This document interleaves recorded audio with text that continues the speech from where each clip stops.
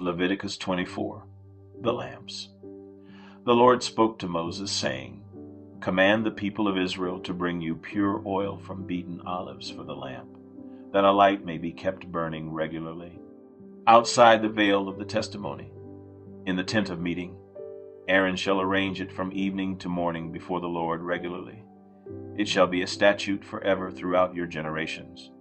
He shall arrange the lamps on the lampstand of pure gold before the Lord regularly, bread for the tabernacle. You shall take fine flour and bake 12 loaves from it. 2/10 of an ephah shall be in each loaf.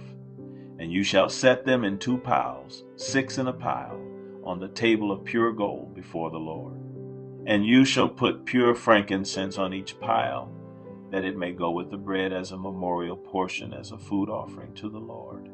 Every Sabbath day, Aaron shall arrange it before the Lord regularly. It is from the people of Israel as a covenant forever.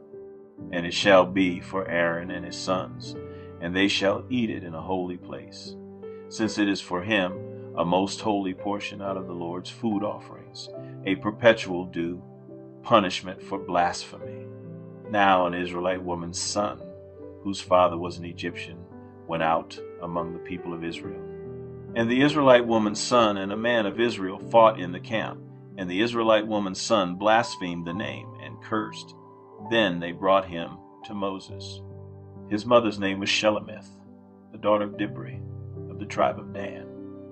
And they put him in custody, till the will of the Lord should be clear to them. Then the Lord spoke to Moses, saying, Bring out of the camp the one who cursed, and let all who heard him lay their hands on his head, and let all the congregation stone him. And speak to the people of Israel, saying, Whoever curses his God shall bear his sin. Whoever blasphemes the name of the Lord shall surely be put to death. All the congregation shall stone him, the sojourner as well as the native, when he blasphemes the name, shall be put to death. An eye for an eye. Whoever takes a human life shall surely be put to death. Whoever takes an animal's life shall make it good, life for life. If anyone injures his neighbor, as he has done, it shall be done to him.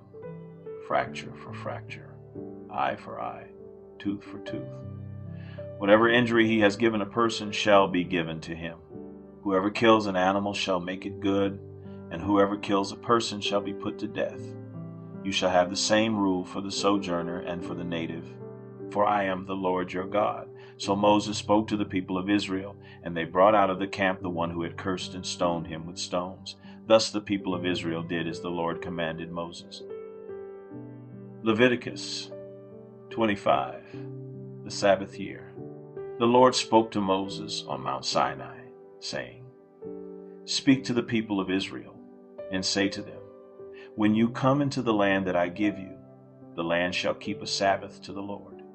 For 6 years you shall sow your field, and for 6 years you shall prune your vineyard and gather in its fruits.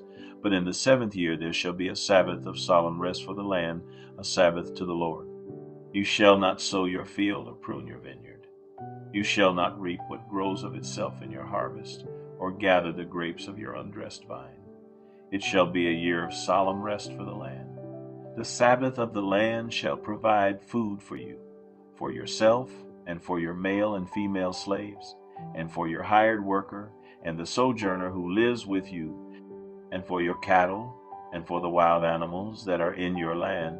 All its yield shall be for food, the year of Jubilee. You shall count 7 weeks of years, 7 times 7 years, so that the time of the 7 weeks of years shall give you 49 years. Then you shall sound the loud trumpet on the 10th day of the 7th month. On the day of atonement you shall sound the trumpet throughout all your land. And you shall consecrate the 50th year and proclaim liberty throughout the land to all its inhabitants. It shall be a jubilee for you, when each of you shall return to his property, and each of you shall return to his clan. That 50th year shall be a jubilee for you. In it you shall neither sow nor reap what grows of itself, nor gather the grapes from the undressed vines. For it is a jubilee. It shall be holy to you. You may eat the produce of the field. In this year of Jubilee, each of you shall return to his property. And if you make a sale to your neighbor or buy from your neighbor, you shall not wrong one another. You shall pay your neighbor according to the number of years after the Jubilee, and he shall sell to you according to the number of years for crops. If the years are many, you shall increase the price, and if the years are few, you shall reduce the price, for it is the number of the crops that he is selling to you. You shall not wrong one another, but you shall fear your God, for I am the Lord your God. Therefore you shall do my statutes and keep my rules and perform them, and then you will dwell in the land securely. The land will yield its fruit, and you will eat your fill and dwell in it securely. And if you say, what shall we eat in the 7th year, if we may not sow or gather in our crop? I will command my blessing on you in the 6th year, so that it will produce a crop sufficient for 3 years. When you sow in the 8th year, you will be eating some of the old crop. You shall eat the old until the 9th year, when its crop arrives, redemption of property. The land shall not be sold in perpetuity, for the land is mine. For you are strangers and sojourners with me, and in all the country you possess, you shall allow a redemption of the land.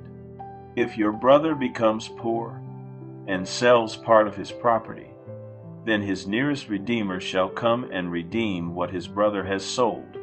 If a man has no one to redeem it, and then himself becomes prosperous and finds sufficient means to redeem it, let him calculate the years since he sold it and pay back the balance to the man to whom he sold it, and then return to his property. But if he does not have sufficient means to recover it, then what he sold shall remain in the hand of the buyer until the year of Jubilee. In the Jubilee it shall be released, and he shall return to his property. If a man sells a dwelling house in a walled city, he may redeem it within a year of its sale. For a full year he shall have the right of redemption. If it is not redeemed within a full year, then the house in the walled city shall belong in perpetuity to the buyer throughout his generations. It shall not be released in the Jubilee. But the houses of the villages that have no wall around them shall be classified with the fields of the land. They may be redeemed, and they shall be released in the Jubilee. As for the cities of the Levites may redeem at any time the houses in the cities they possess. And if one of the Levites exercises his right of redemption, then the house that was sold in a city they possess shall be released in the Jubilee.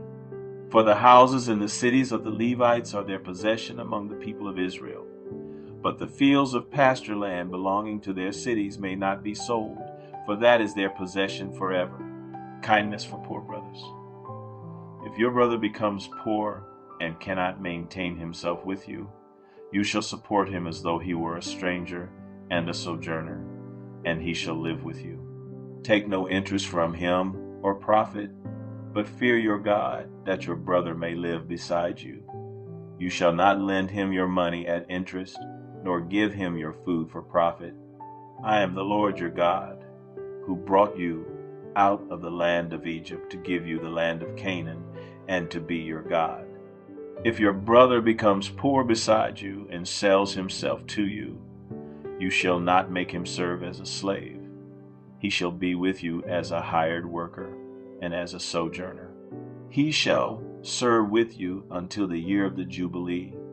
Then he shall go out from you, he and his children with him, and go back to his own clan and return to the possession of his fathers.